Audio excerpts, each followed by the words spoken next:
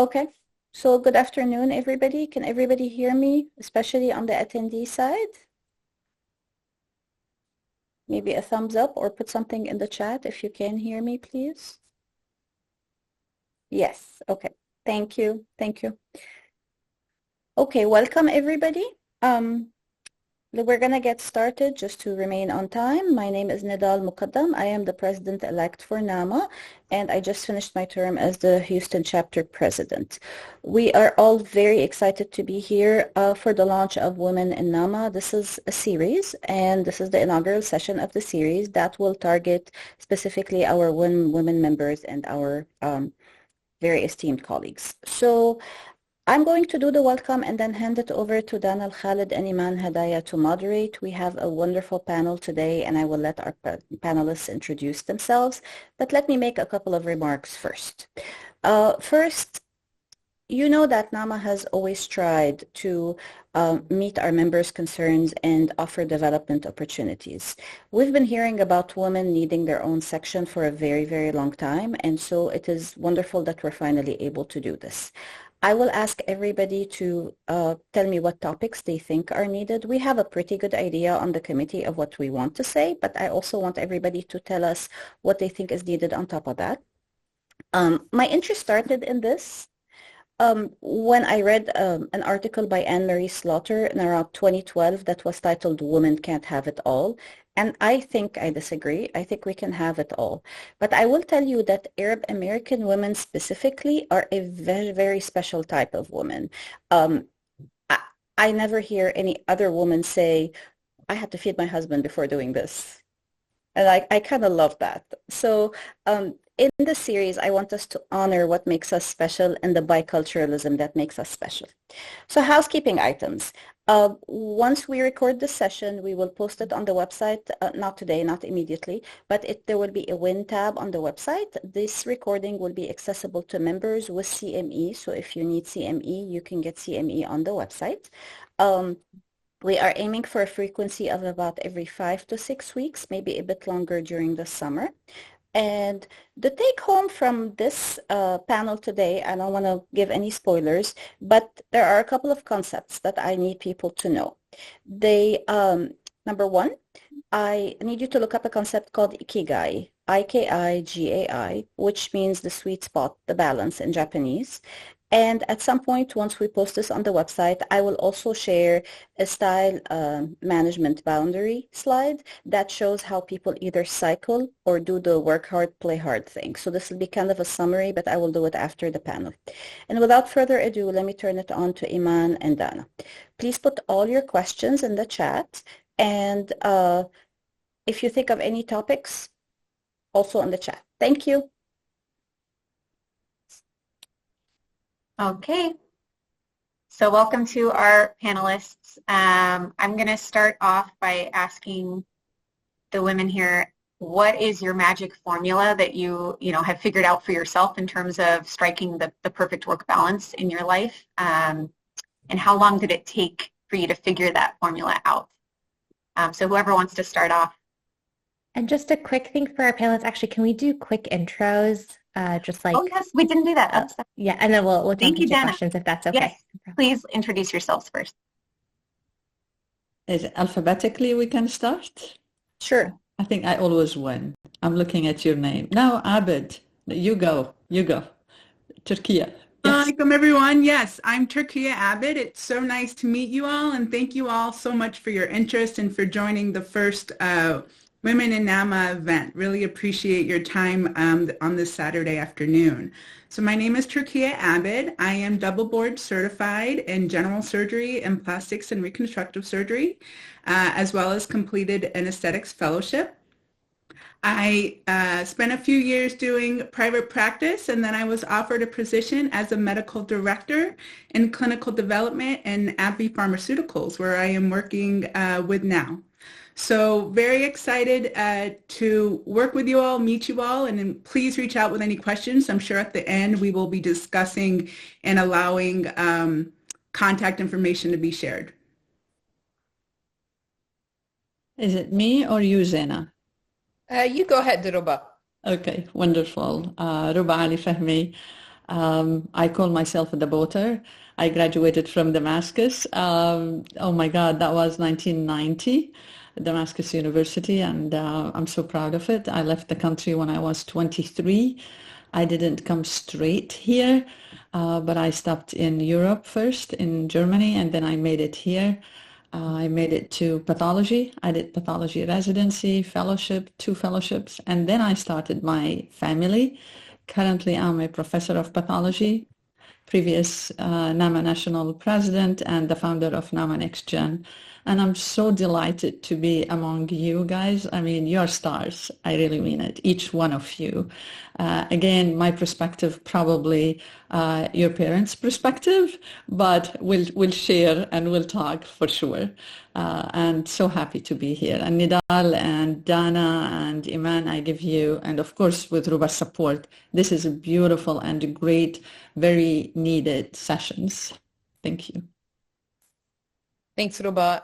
And my name is Zaina Al-Mohtaseb. I'm a ophthalmologist and did fellowship in cornea. I was at Baylor for about 10 years, was associate professor there, residency director. And then I went to private practice about 2 years ago, made that transition. I do a lot of clinical trials in private practice, so still pretty academically based, but you know, I've also been a part of NAAMA since I was a medical student, and it's given so much to me, and just having the opportunity to be on this webinar to give back a little bit. And it's an honor to be with amazing Arab women.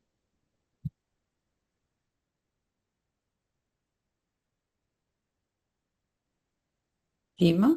Dima, is it me now? Okay, so my name is Dima Suki. I'm a Lebanese immigrant. I've been in Houston 36 years. I'm probably the only non-physician on the panel. I have a PhD in epidemiology and biostatistics from the University of Texas. And I'm an alumni of both the American University of Beirut and the University of Texas. I serve as professor and director of clinical research operations at the Department of Neurosurgery at MD Anderson Cancer Center here in Houston. Relevant, I think, to this panel, I'm a wife and a mom of 2 daughters and a grandmother, probably the only one on the panel too, a grandmother of 2 little ones. So I have a lot to balance in my life. Looking forward, I'm honored to have been selected as part of this first panel on this very important topic and series. Okay. Thank you for those lovely introductions. I did want to make an announcement. I know the chat is disabled for the participants, so if you do have questions for us, please put it in the Q&A. There is a tab at the bottom of your screen that says Q&A, so that's where we will see your questions. If somebody could maybe send just a test question to make sure we all see it.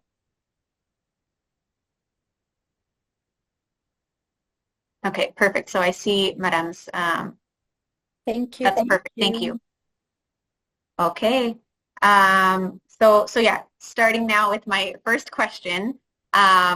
This is open to all, but I was asking about if you have figured out a magic formula for yourself in terms of, you know, striking the perfect work-life balance. What is that formula, and how long did it take for you to figure that out? The magic word, right? I never figured it out. And does it exist?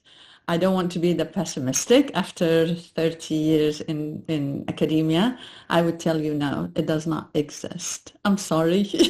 You know, I should say yes, and beautiful, and I made it, and I can have all. No, frankly.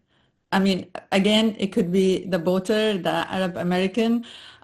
You could, you know, take my view either way, but I can tell you from my own experience, I would follow my passion. If I'm like really love what I'm doing, I give it my all heart and soul and see my priority. Which one would it be the best? Do I have the best social life? I don't know, probably not. But do I love what I'm doing? Yes. Did I reach where I would like to see myself? I would say I'm in a good spot. Do I have so many times my kids would open the fridge and they do not find food there? Yes. so many times. You can ask Omar and Ziad. There was empty, fridge multiple times, not once. So we try absolutely all the time, but it's priority. What does it tick, or make me happy? I follow. And the best thing for me was to find like a supportive family. And I'm very blessed with it, I have to say. I cannot ask for better husband or better kids than what I have. That whenever we find a project, and they support me, they see it, and I do my best. But this is my 2 cents for that, and let's hear from the rest of the panelists.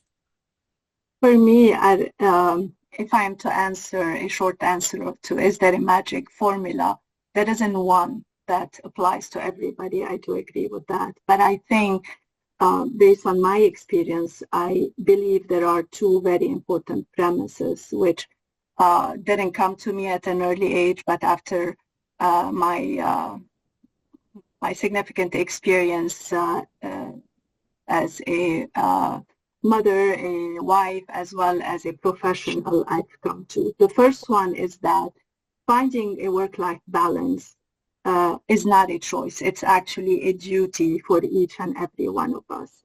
And why I say it's a duty, it's because it impacts us, our own well-being, and people that we love in our lives. If you think about it, how many of us have bucket lists, whether short-term or long-term bucket lists of things that we want to do when we finish this deadline, when we get this promotion, when our kids leave the house, when we retire, when this, when that. And guess what? When these milestones are met, if they are met, because we don't always achieve what we set out to achieve, we realize that the people we wanted to get close to and spend more time to are no longer there. The interest that we have, the energy that we have waned or changed. Our health may not be there. Our situation may be different.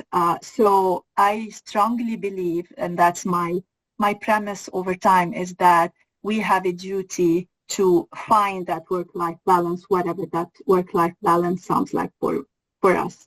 The second thing that I've learned is that finding a work-life balance is totally in our control. In most situations, I cannot say in 100% of those, but although we have a lot of excuses that we set forth for not achieving a work-life balance, they remain, in my opinion, excuses, because if things truly matter to us and they are priorities that we set for ourselves, then we can achieve them one way or the other. If you think about it, if work is everything that makes you happy and fulfills you, then absolutely you can focus on work and make that your top priority. But how many of us are like this? How many people, how often do you see people spending years in jobs that they don't really love, to be able to buy material things they don't really need, and to impress people they don't really care for? And this is something I've read somewhere. This is not something I said, but I believe that we do that so often. And how many times do we stay in jobs for achievements and accolades, while at the same time we leave big holes in other personal aspects of our jobs that matter to us? So I think what I learned from this whole thing, and my own magic formula for balance, which again I didn't know before, is that I need to set my own goals for success for myself, and not let the world, whether my small world around me or the big world, set it for me. I need to set a plan to achieve my priorities and set boundaries that are needed, and that's the only way I can achieve this balance and reach the happiness, peace of mind, and fulfillment that most of us seek in life. I can jump in sort of with my thoughts about, I don't necessarily love the word work-life balance, because I agree with Rouba. I think it's a myth, and I think I just don't think there's something called work-life balance. You can always attempt to achieve it or work towards it, but Otherwise, we feel like failures or we feel guilty that we're not reaching it. So that's number one. The other aspect for me is I feel like, and just sort of a little bit more of a background in addition to my career, you know, I have a loving husband, alhamdulillah, and I have a 6 and a 4-year-old, a girl and a boy. And I think one thing that I've learned as time progresses is, you know, this whole concept of wanting to get everything. Part of what Nidal was mentioning is that you just can't get everything all at the same time, and that things change as seasons change, as years change. When I first got married, my husband was a management consultant with Deloitte, was traveling throughout the week, and then he would come on the weekends, and I had just started my academic practice at Baylor. So I could give my all to career, you know, both residency, education, research, all of this. And it worked amazingly well. And I reached a lot of goals for me from a professional standpoint. You know, kids come along, both me and my husband shifted our careers. You know, he went into something differently, left sort of the industry and does a lot of real estate investing. I switched to private practice because coming home at 6:30 and being on calls for residency education wasn't going to work for my kids at that time. And for me, private practice, when I negotiated, you know, how my day would be, I would be home at 4. So I don't mind going really early. I don't mind working through lunch, but the 4 to 8 for my young kids was really important. And I still wanted to do clinical research and conferences and all of this. So, you know, that's one thing. And then the last thing I wanted to add is guilt. And I think all of us on here, or I don't want to speak for anyone, but the hardest thing for me to always deal with is guilt. When I'm at work, doing well at work, so, you know, succeeding, I feel guilty that I'm not at this, you know, I was doing this amazing thing for corneal endothelial injection therapy, and I missed my son's first piano recital. So but I didn't want to miss out on that either, right? It's a choice. And I think accepting that we make choices and that we can't have everything, and allowing yourself to feel that way. It's okay. And if, you know, my parents were there, my husband was there, they have the support that's needed for my kids. It doesn't all have to come from me. And I think that's one of the hardest things to accept as women, especially Arab women. Culturally, you know, we are meant to do everything and be super women, and accepting that we're not, but that we make decisions, I think, you know, helps. Thank you, Zaina. That was actually going to lead into my thought on work-life balance and defining it, reaching it, and really the whole, you know, Nidal's question, myth or reality. You know, the more I have spoken about this and kind of given talks with other women physicians, we really have asking people to move away from that term of balance, because it sets you up for saying it should be 50-50 all the time. And to your point, it's almost setting us up for failure to not be able to achieve or attain 50-50.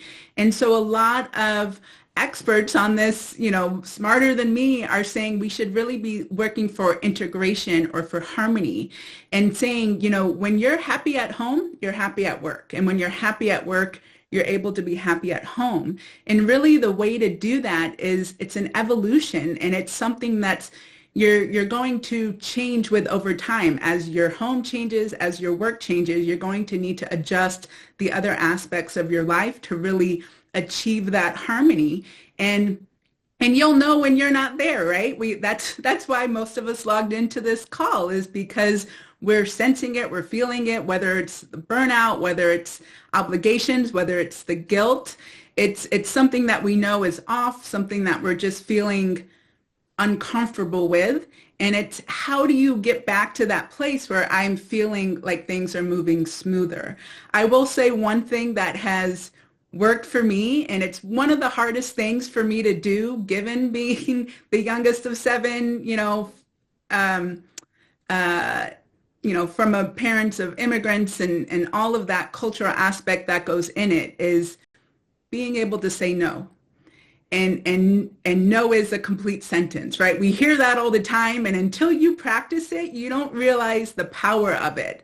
And especially as you're moving forward from the family, from work, from residency, whatever it is, we're actually trained to never say no, right? Because if you say no, you're losing opportunities. Someone else is going to say yes, and that hey, your fault, you said no. But as you get past residency and as you get to the point where you have really the luxury of the ability to say no, you should start to really think about when you're saying yes. And if my heart's telling me to say no, maybe this is the time I say no. Wow, thank you. As we're wrapping up this one question, so I put the summary in the chat, and one of the slides I put, this is a Dropbox link, so all of you could be able to see it. It comes from a book that was published in 2021, right after COVID-19 wrecked our lives, and it was called The Impact of COVID-19 on the Careers of Women in Academic Sciences, Engineering, and Medicine. So you'll see the slide that has the little circles, and it says, are you an integrator? Are you a work firster, life firster, or are you a cycler? And I know everybody on this panel. You all are my friends. So I know what your styles are, but I really want you to think about this, the attendees as well, because I think that once you know your style, maybe you can make more peace with yourself and with the goals you're setting. Thank you.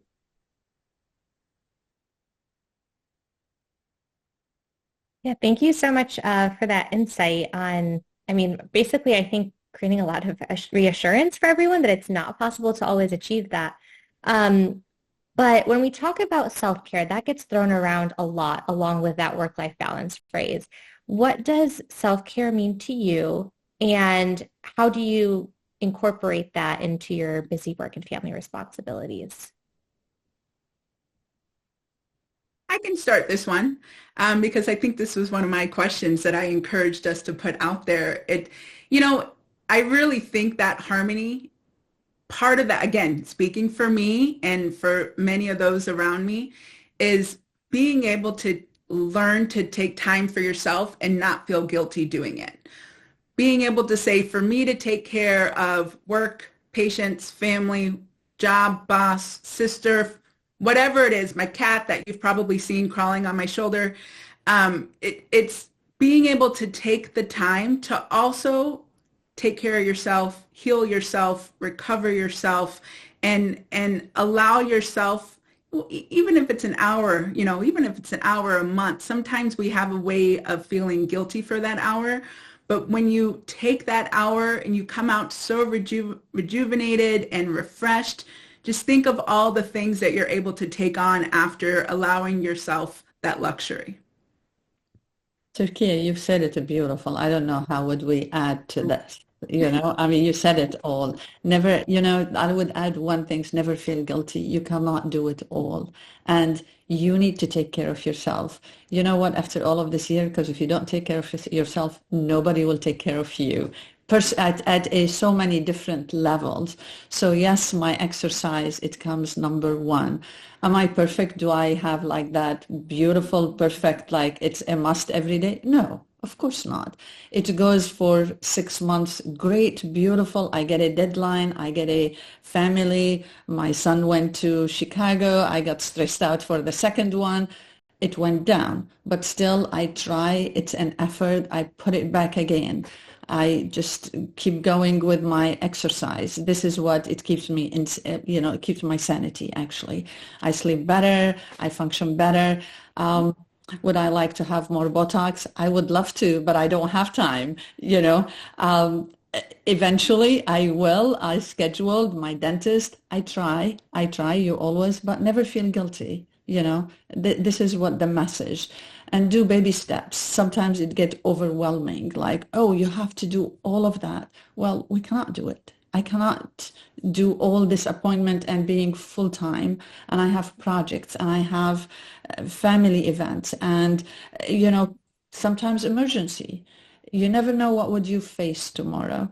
So baby steps, do your best, but try to make it a priority to take care of yourself. Absolutely. And I'll share sort of a failure at that. So we can, I think if you notice, the theme is going to be don't feel guilty. And I think that will come up for everything. But, we always sort of prioritize so many other things, you know, kids come first, and then your work. I mean, even it's important to prioritize the date night with your husband. You know, my husband is so supportive. I couldn't do anything I'm doing without him. But you have to prioritize time with him, and that's also good for you, and that's part of the health of your being.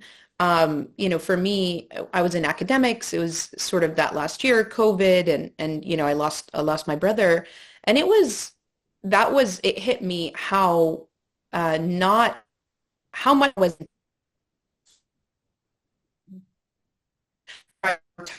sort of, you know, mental aspect and how you do all of these things, and until you get hit with, and you know, we're successful, we're always, you know, top 150% of everything that you do, but something like that comes along and it shows truly that you're not in a place where you are able to function all of these things and to handle. So it changed completely my viewpoint on life, and I think that's when I started saying no a lot. That's when I started picking that I only want to do the things that I want to do. And again, it's a work in progress. That's when we got the Peloton, because I can't go to a gym. I don't have time to go to a gym and do workout. And sometimes I'm better than others in terms of that. Sleep, right? That's the first thing that goes away when we're busy.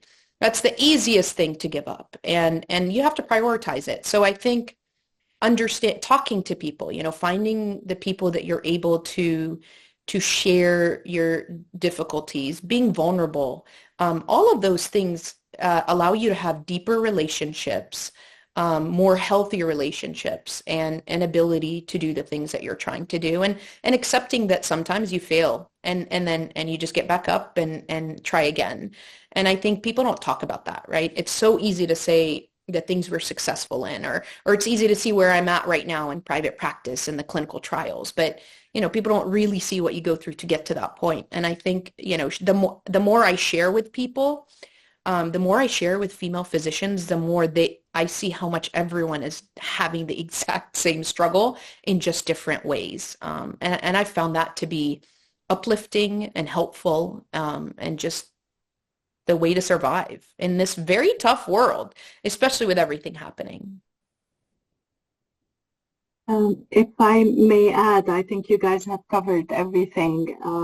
Going back to one aspect you mentioned, Zaina, which is sleep and downtime. You know, we probably, the ladies on this panel are all these ambitious, highly productive ladies who, even during the time of self-care, they spend time doing stuff. And just trying to understand, at least I do it to myself, that it's okay sometimes to just have downtime, sit on the couch, not do anything, and just heal, just rest. So just cutting yourself some slack and tapping yourself on the back that you earned it, even if all it is sitting on the couch and resting or sleeping, I think is very important. I would say that's a form of self-care, Dima. I treasure my alone time, my downtime, and it comes very rarely. And when I'm able to grasp it, I soak up every second of it, because, as you said, sometimes that is my self-care. Sometimes that is my, you know, sometimes it's better than a massage. It's just having my own thoughts, peace, or sometimes no thoughts, right? Just completely checking out of work, checking out of family, just checking out of obligations and allowing your brain to rest. Can I tell you, like, disclose to you, like, a little, my kids and my husband was saying how nerd I am. So when I go on the bike, I put lectures. So they couldn't believe this. Like, I'm listening to lectures that I want to keep up, or talks or anything, which is, they think it's crazy. They said, why not music? Why not? Yeah, but this is how we can balance, right? If that exists, but just to make useful of the time. But being nerd is not bad, I think. Well, and I'll add just like a quick story to help sort of give specific things you can do. And I think we didn't talk about it, but, you know, outsourcing. Anything you don't want to do, you know, outsource it completely. And pay other people to be able to do it if you're able to, obviously, and don't feel guilty about that. But for example, I go 2 days a week to a 45-minute to 50-minute far away clinic. And what I did after the first day, and actually my husband gave me this idea, was hired a driver. So I never drive. And in those 50 minutes, I do all my notes. So the minute I hit home, I don't do anything, again, like I said, from 4 to 8. And it's because I'm able to get on my hotspot and work on my computer and then listen to music in the background because it's also my time to relax. But if I was driving, I would be so stressed because I'll be doing 5,000 things in my mind, and it's just not worth it. And then the other thing is, my mom is really into yoga and meditation, and it's amazing. She's my number one sort of mentor. We'll talk about that in a bit. But I went one time, she's like, come try yoga and meditation. And all I could think about was all the things I could be doing in this 1 hour. And it just showed some of the, how hard it is sometimes to let go in those thoughts. Thank you all for sharing. It's good to hear, things like protecting your boundaries and normalizing failure. I'm glad that those things are being emphasized. I think that's important for others to hear. I'm going to shift our focus a little bit. I want to talk about mentorship, which is something I think a lot of women struggle with, accessing proper mentorship throughout their careers.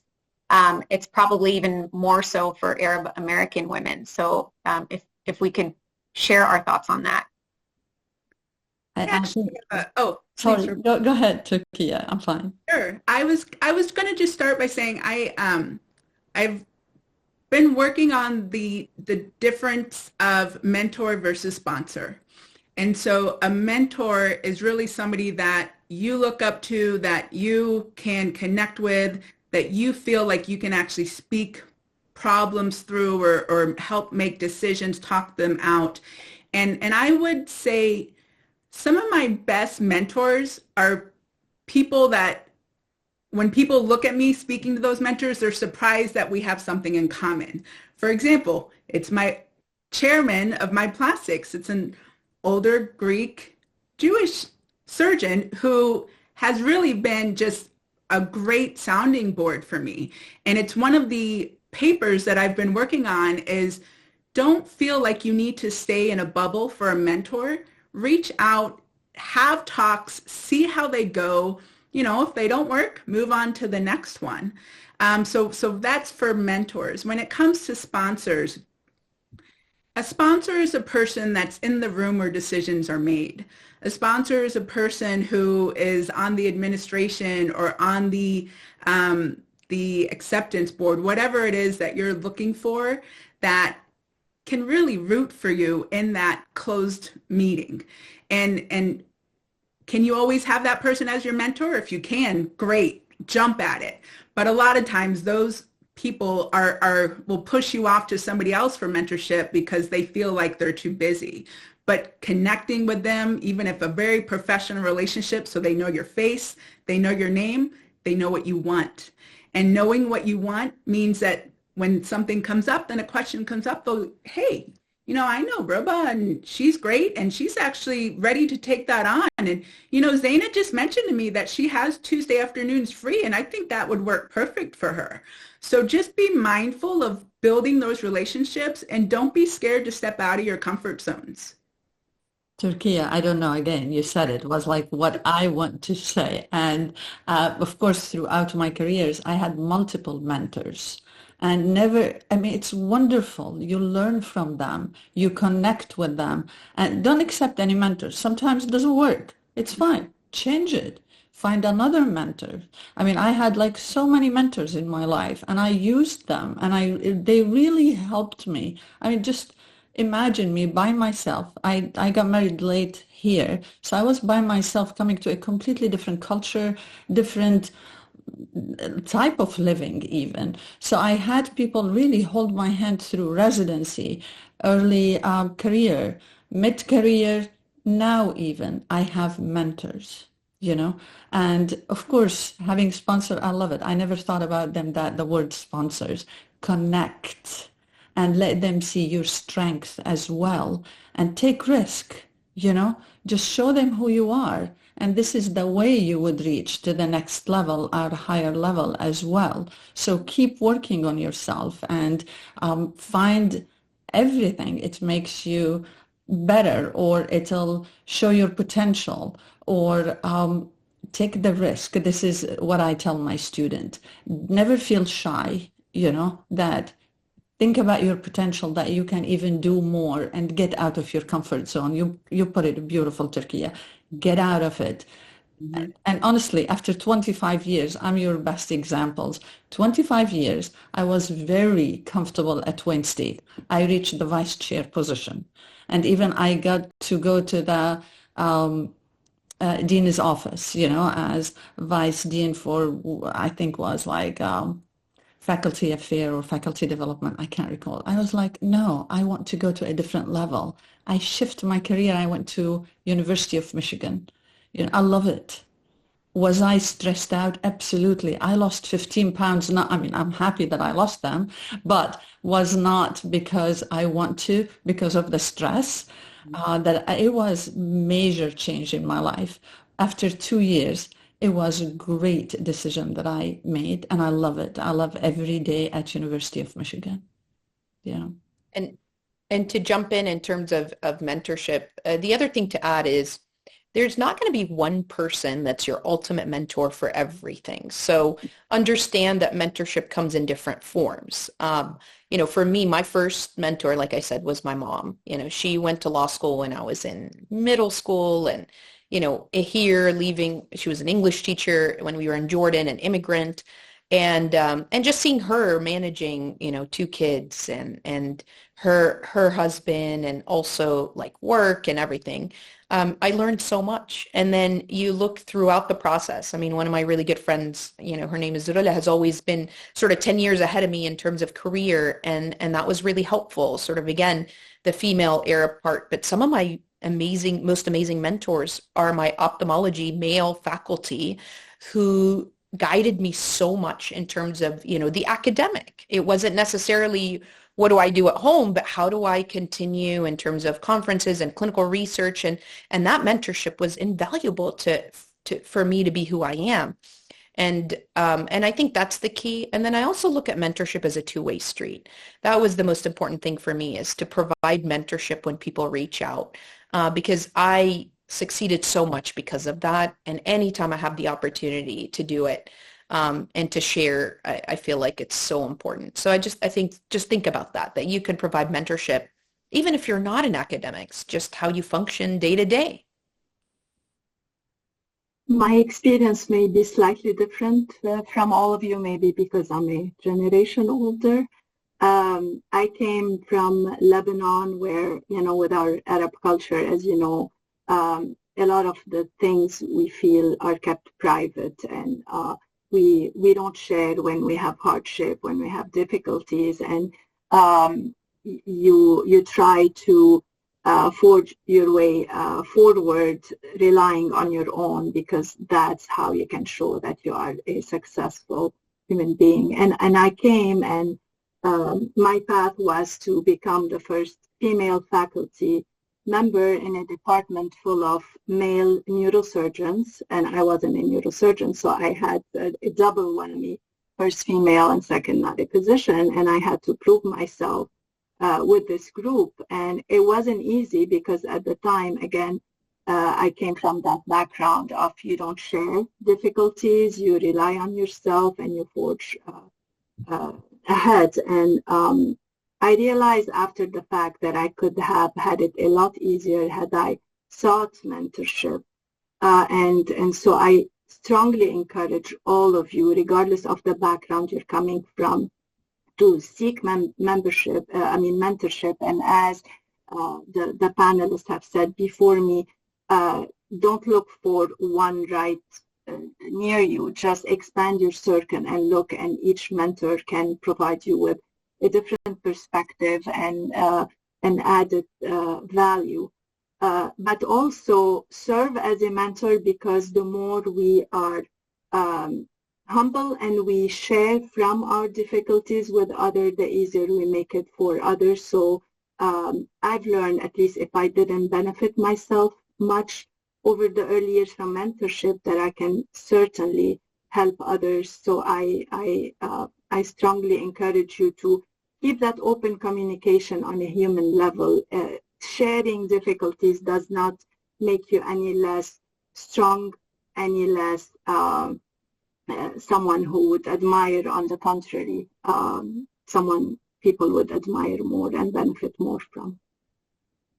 I'm gonna jump in just because people are texting me to jump in. That question is in your panel because I want to drive home the message that your mentor does not have to be an Arab woman. But I think that mentorship comes in multiple shapes and forms. One of my role models is Zaina's mom, actually, because I think she's a trailblazer at a generation that when women did not do that, right? And I think that once you are coming to become the woman you are, you're going to have to decide, okay, I know how to cook, but how much is cooking going to take percentage-wise? I think of myself as a pie chart, and my percentages vary from time to time. So the take-home message from this question, I think, is seek active mentorship, but do not restrict it to women and do not restrict it to Arab women, because what we're trying to be is the best version of ourselves. Absolutely. Thank you. This is all wonderful advice. Thank you so much. I feel like I wish I could take all of these tidbits and just put them on posters because there were just some real gems in there. So thank you so much for that. We're going to switch gears a little bit about incorporating personal life into that work-life balance theme. And this is actually going to be directed for our single lady docs out there, healthcare professionals. And I know many of you are married and with children, but maybe you can even reflect on the days when you were in the field prior to being in a relationship and how you were able to navigate that. There tends to be a bit of a stereotype for single women in healthcare that they have plenty of free time. And so they get tasked with often more than their partners, is that what they tend to feel, whether it's staying over for clinical practice or taking on a project. So what is your advice to women who feel like their time is being taken advantage of potentially, and how to set those boundaries? May I start? Because right now I am single and empty nesting, and so I have a lot of time and I get asked to cover almost every weekend. And there have been weekends where I've covered weeks in a row.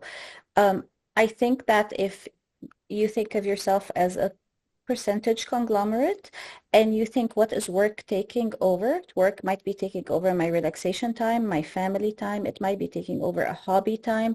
And so I think that the advice I would give is make it intentional. Before you say yes or no, make it intentional. It's not about do I have a child at home or not. It's about, is this the way I want to use my time? And I'll turn it over to the rest of the panelists. I can jump in. I am single. As I mentioned, that does not mean that there's anything missing from my life. I am the youngest of 7. I have 2 elderly parents. I have 13 nieces and nephews. I am a human in of myself, and I have friends and family that, need and value my time as well as I do. So I think one way to just engage in that conversation if needed is you do not have to apologize for not having a spouse or children. You do not have to negotiate your value as a human for not having something that someone else may value more because that is their perspective. And so I think when you are able to really just take a step back to see that perspective, there's pros and cons to every decision, right? So this is where I was saying be able to say no. However, there's a positive to that, right? So Nidal said, hey, take that extra call. That's extra money, and then I get a solo trip later in the year, right? So this doesn't need to be a negative thing. This could be a positive thing because, again, hey, I would love to take those extra hours because I'm getting paid for them. And then when I want my time off later, I did my extra time. And so, hey, instead of a 1-week vacation, maybe I get a 2-week vacation because I made it up last month, right? So I would just say, take a step back. I think one thing, and again, being a surgeon, especially trauma has made me very reactive in my earlier years. And I am working to respond and not react to every aspect of my life, right? So when people ask me a question, take that 1 second, right? Sometimes So all you need is that 1 second before you say yes or no. Just pause, breathe, respond. That's Oh my beautiful. God, Turkia, it's called decentering. Yeah. She's covering the next 3 lectures in the first panel, Right? right? Yeah. It's called decentering. You decenter, Turkia, take a step back from the emotion. you should work as executive coach. Are you?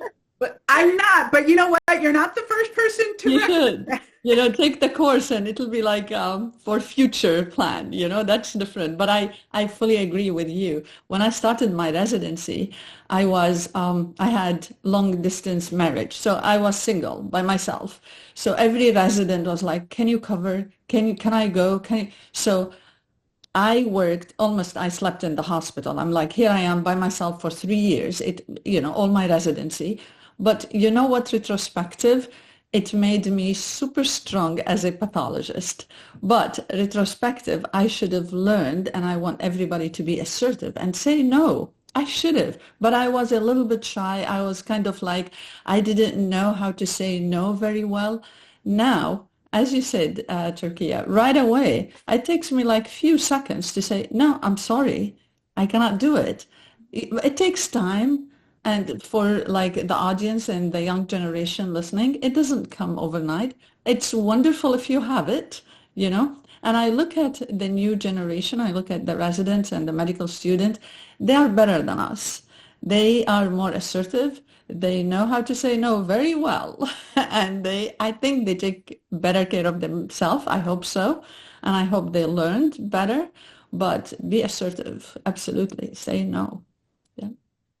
The same issue applies when you're not single, but you're very productive, and they know if they give you that work, you're going to get it done a lot faster than others. So you end up getting a lot more than others. So I think learning to say no, learning to understand why you're going to take the task, whether it benefits you in any way, it's something you want to do, or it's a burden, and saying no. The same applies to when you're on vacation these days, and you get work emails and an expectation that you would be answering. I think it's very important to also set clear expectations there, that I'm on vacation, unapologetically say I will be offline enjoying my vacation, and only contact me if it's urgent or anything. I think the culture is going in a direction where work is creeping into our personal life, and unless we together start making a difference, start saying no to this, it's going to become the boundary between the two is going to be totally lost, which would be a shame. Well, and I think just to jump in, there's a good article about women in academics doing a lot more unpaid work in terms of committees. So it really goes back to, it has not just about being single, but just being about a woman. And the key is making sure that you're, compensated, not necessarily with money per se, but time and, protected time and things like that. So just be careful that this whole sense of duty doesn't allow us to just say yes to things that you don't want to do because you feel like you should. And I think we all learn it the hard way. It's great if you learn it from us and not go through it yourself.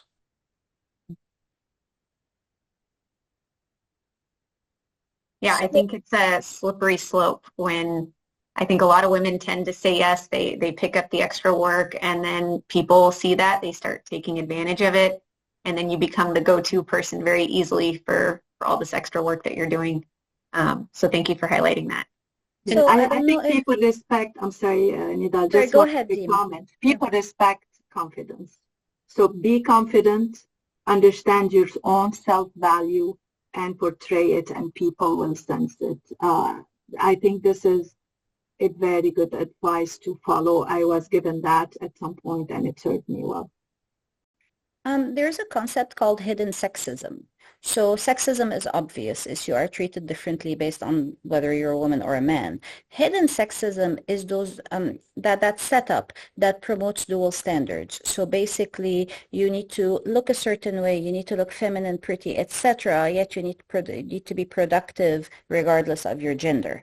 And sometimes you're asked to be even more productive. And so as you think about the intentionality of saying no and picking what you're going to do or not, it is really important to kind of think about those dual standards of sexism and how they're applying to you.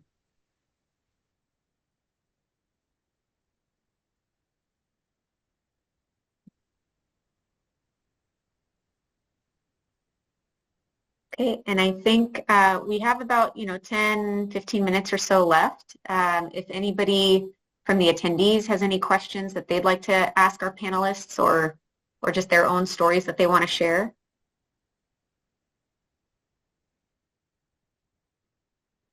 Can I say something before we jumped in? I was wondering, and I always wonder about why we are doing women in medicine or section about women. Is there men in medicine? Does it exist? It does not. So I was thinking about, I mean, it's always, I have this in my mind, and we had it at Wayne State and we have it at University of Michigan, that we have to have women in medicine always. But I wonder why? We should be so equal that we should not distinguish ourselves from them and work together and have the panel and have, I mean, it's wonderful. I'm not criticizing this panel per se, but the entire concept. And I know in medicine, like we reach, and in medicine, there in medical school, there are more female. When you reach at professorship, there are more females. But when you go to the chairmanship, when you go to the dean's level, you look at male, female. When you go to any CEO level, you show that difference. But why? This is why we should fight for that right. If you are good enough and you have that behind you, enough CV, enough credibility, enough everything, but why we didn't reach, this is where hopefully these panels will help our young generations and the new. But always I wonder, do men do the same? No. And we should not run it this way. We should just have them with us and discuss it and get that perspective. I thought it crossed my mind, and I want to share it with you till we get the first questions. This is an excellent point. We call this woman in NAAMA because the woman in medicine thing, like you said, carried that weight of sexism. But there's another perspective here too. We don't want to do this, but we might have to do this because we need to create a cohort of like-minded women who then grow together. And I think that's why we're all here. Other organizations do it, like ELAM, for example. They do this for the same purpose, because if you do not have a cohort, if you don't have somebody to whom you can say, what do you think of this? Should I publish this? Should I take this opportunity, etc.? Then you are losing on that potential for growth. Absolutely. So it's beautiful. I'm not saying it's not, but the concept that why men doesn't have that. It's called sexism. They don't. Probably we are a winner that we have that support, that they don't. And this is why we live longer than men, probably because of the support. But I think the reason this exists, sorry to cut you off. The reason this exists is because there is no gender equity in medicine, right? I know you were present during my lecture, Dr. Ali-Fehmi, but it was historically a male-dominated field, right? And so we're still dealing with the repercussions of that. Although, right, more recently, women are now the majority in medical schools and whatnot. We're still very much the minority in these leadership roles. We are still getting promoted to, at a slower rate than our male colleagues, despite having, similar qualifications. So that gender inequity exists because of the implicit, explicit gender biases that are very much in existence throughout the world, unfortunately. And that is why this is a necessary group and a necessary topic. Of course, like men, we do want to be present during these discussions because we need to increase the awareness and kind of open their eyes to these things that they might not be aware of. Yeah, absolutely. And I love ELAM. I applied, so one day I'll get it. If I may add, coming from the surgical world, I will say I think men do have this, and that's the normal meetings. That's the normal, at least in the surgical world. I will say when I was in general surgery residency, I had one female attending, one. Mm-hmm. And she was really treated horribly. And she lasted, I think, my second or third year, and then I had none. And it was actually when I was chief of general surgery, I said, I'm going to create a women's surgery meeting, right? And I just brought all of the female residency, any surgical, and just went through it. When I went into plastics, same. And I will say, being on a lot of committees that I'm seeing now, I'll give an example. In plastic surgery, if you look back a couple of years ago in the ASPS, the Aesthetic Society, or just the American Society for Plastic Surgery, the panel for female breast reconstruction were all men, right? The panel for aesthetic women implants, what do women want? What are they asking for? What should we give them? All men. And since I've been in the plastics recon and aesthetics world, I have been in women in plastic surgery. I have been in multiple different specific women-directed fields where we talk about, why do we have to have this? Why do we need this? However, it is those groups that now when I go to those conferences, if it's not 50-50, it's female-dominated now. And it was those women plastic surgeons that banded together and said, why are we allowing this good old boys club to stay intact? We need to step up. And the only way to do that is together with each other's support. Yeah, I fully agree. I mean, that's Yeah. beautiful. And if I may add something, that even if there weren't gender inequity, we are women, and discussing topics together among women adds value too.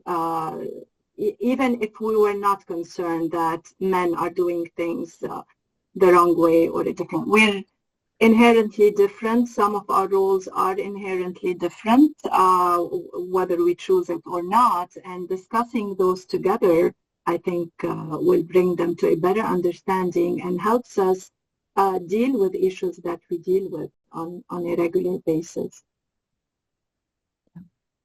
And I think there's so much awareness. Ophthalmology is similar.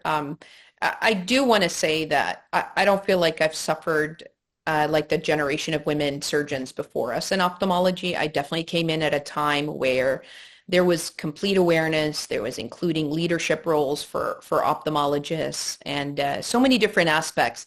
And so I do want to say that it's so much better now, thanks to a lot of, trailblazer women that, broke the glass ceiling and sort of pushed themselves into the good old boys club. At this point, I don't feel a conscious sort of negativity for being a woman, or I don't feel that I wasn't given something because I'm a woman.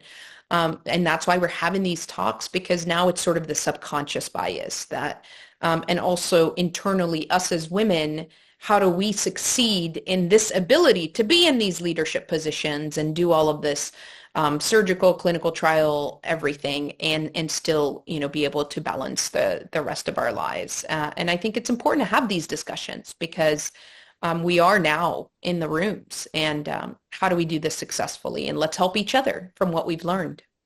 Absolutely. Just I like to throw that because it's always in my mind. And hopefully we'll get to a point where we no longer have to ask that question. I think it's just that we're getting closer and closer to not having to have these subgroups. Just wanted to point out there was a comment from Dr. Muna Haddad that we also feel we have to outperform men in our fields to feel that we deserve the promotion. I think that resonates with all of us. I often see and have even felt it myself when there's a position to apply for.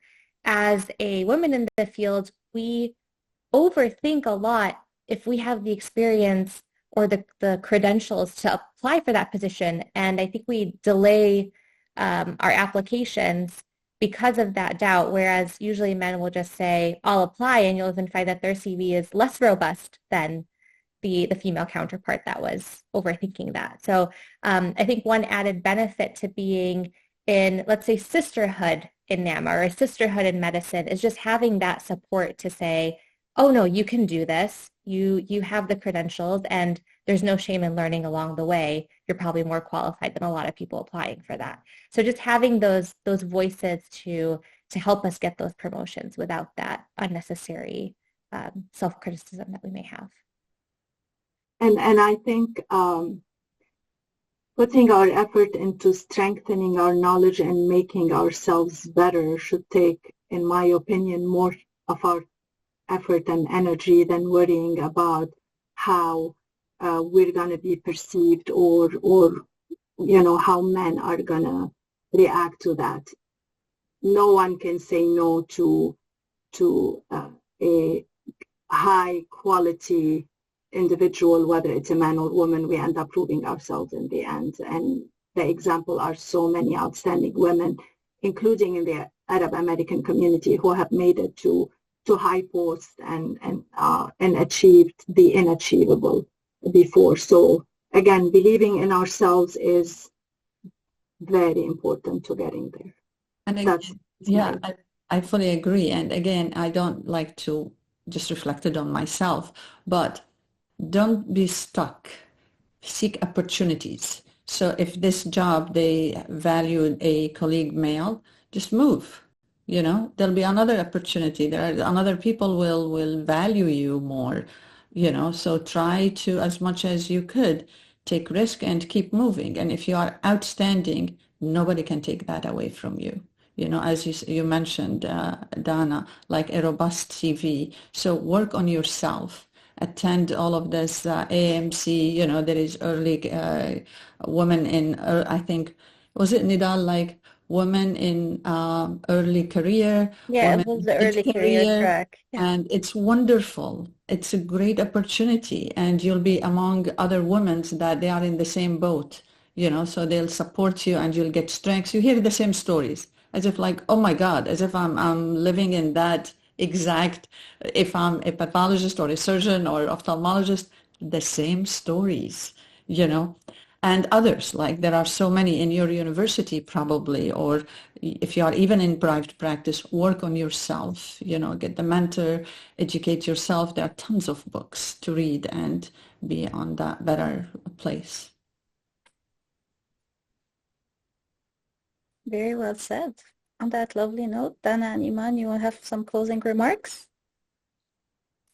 Oh, I just want to share, unfortunately, we weren't able to unmute the attendees. We were trying this whole time.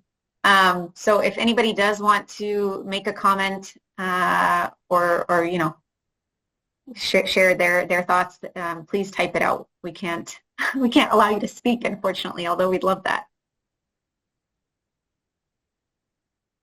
And while you're trying to do that, go ahead. I just want to thank all of our panelists for coming out tonight over Zoom. Actually, many of these panelists have been my mentors in NAAMA since I was a medical student, and I am thrilled that other participants had that privilege to hear this wonderful wisdom that I've always relied on my career path. And this is an open event, so even for those who were not NAAMA members, you're welcome to join, but we do strongly encourage joining NAAMA as a member.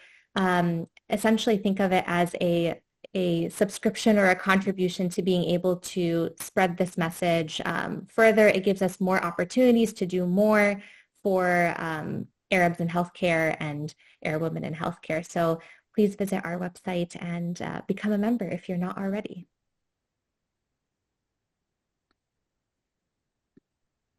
Okay, it was beautifully said, and I cannot top it. Thank you. Iman, you have the last closing remark. Yeah, thank you. Thank you to all of our panelists. It's great that we had women from different backgrounds to share your perspectives. I think we got a lot of lovely advice and helpful, tidbits from each of you. So thank you so much for providing your eloquent advice to everybody. And thank you for the audience. I know we did it on a Sunday, which is really not okay with work-life balance. The next one will probably be on an evening, on a weekday, but we had to start somewhere. So please, we're all available by email. You all know my phone number probably. Send us your feedback. We are going to form a WhatsApp group chat so we can all have like some sort of a way to communicate. And thank you again for our panelists. Thank you. Bye.